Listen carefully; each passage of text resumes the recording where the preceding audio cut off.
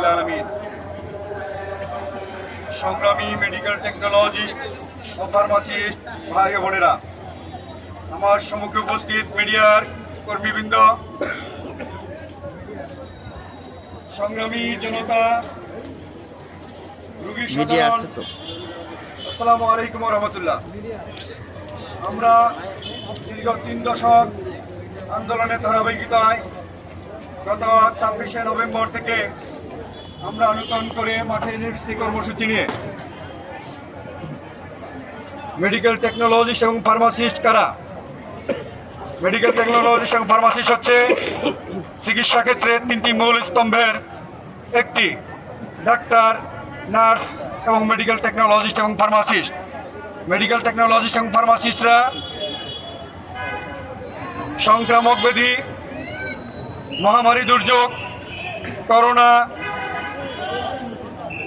Dengue, chikungunya, filaria, malaria সহ সকল রোগ বালাব্যাধির রোগ নির্ণয়ের জন্য অত্যন্ত গুরুত্বপূর্ণ ভূমিকা রেখে থাকেন। রোগীদের রক্ত, প্রস্রাব, মলমূত্র, স্পুটাম, দেহের টিস্যু, প্যাথোলজিক্যাল পরীক্ষা, CT scan, MRI, X ray সহ সকল ডিপার্টমেন্টে medical technologist, laboratory, radiology and imaging, physiotherapy, dental, radiotherapy, cancer পরীক্ষা নিরীক্ষার থেরাপি দেওয়া সহ ফিজিওথেরাপি সহ সকল ডিপার্টমেন্টে তারা দায়িত্ব পালন করে থাকেন। বিশ্ব স্বাস্থ্য সংস্থার গাইডলাইন অনুসারে একজন ডাক্তার, বিপরীত 3 জন নার্স, 5 জন মেডিকেল টেকনোলজিস্ট থাকার কথা। সেই হিসেবে সারা বাংলাদেশে 1 লক্ষ ডাক্তার, 3 লক্ষ নার্স, 5,33,000 মেডিকেল টেকনোলজি থাকার কথা। আর আজ বাংলাদেশে আছে 80,000 ডাক্তার, বিপরীত 1 লক্ষ নার্স, মাত্র 13,000 মেডিকেল টেকনোলজি এবং ফার্মাসিস্ট। আরও 5,20,000 মেডিকেল টেকনোলজি এবং ফার্মাসিস্ট যদি নিয়োজিত থাকতো, তাহলে আজকে যে এই কর্মসূচির কারণে জনগণের কিছুটা চিকিৎসা ক্ষেত্রে ব্যাঘাত ঘটছে, এই দুর্দশা করতো না। জনগণ তাহলে 24 ঘন্টা 3 শিফটে রোগ নির্ণয় সেবা চালু করা যেত।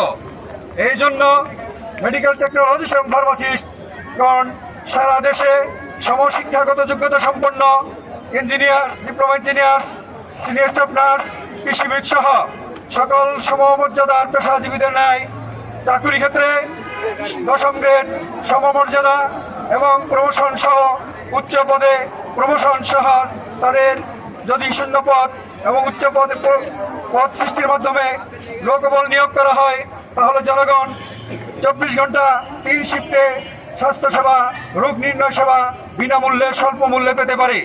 এটা না পাওয়ার কারণে আজকে একজন চিকিৎসক ডাক্তার যখন আউটডোরে রোগী দেখে দেন, তার পরীক্ষা নিরীক্ষার জন্য সীমিত আকারে হসপিটালে যে চালু আছে সেবা, এর বাইরে বেসরকারি খাতে চলে যেতে হলে যেই পরীক্ষাটা সরকারি খাতে 50 টাকায় করা যায়, বেসরকারি ক্ষেত্রে সেই পরীক্ষাটা করার জন্য 4 থেকে 500 টাকা দরকার হয়। যে পরীক্ষাটা সরকারি খাতে 200 টাকা সম্ভব, সেই পরীক্ষাটা বেসরকারি খাতে করার জন্য 1,500 টাকা দরকার হয়। এমনিভাবে জনগণের পকেট থেকে হাজার হাজার লক্ষ লক্ষ টাকা বেসরকারি খাতে গলাকাটা বিল বেরিয়ে যায়। এর পাশাপাশি চিকিৎসা খাতে উন্নয়ন নেই কেন? কারণ এই দেশের উচ্চপদস্থ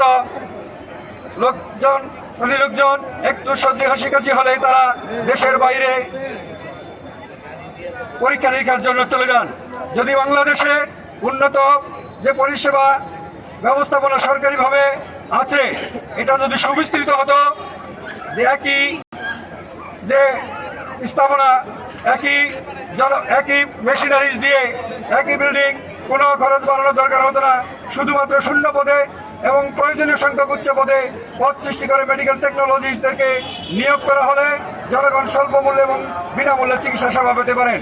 এজন্য মাননীয় সরকারের কাছে অনতিবিলম্বে আমরা আহ্বান জানাচ্ছি, অনতিবিলম্বে আমাদের এই যে দাবি দেওয়া সমূহ, এই বৈষম্য দূরীকরণ করে আমরা যে 24 সালে বৈষম্য দূরীকরণের জন্য আন্দোলন করে এই বৈষম্যমুক্ত বাংলাদেশ গড়ার প্রত্যয়ে মাঠে নেমেছি, আজকে আমাদের সেবার টেবিল থেকে বেরিয়ে রাজপথে নামতে হতো না।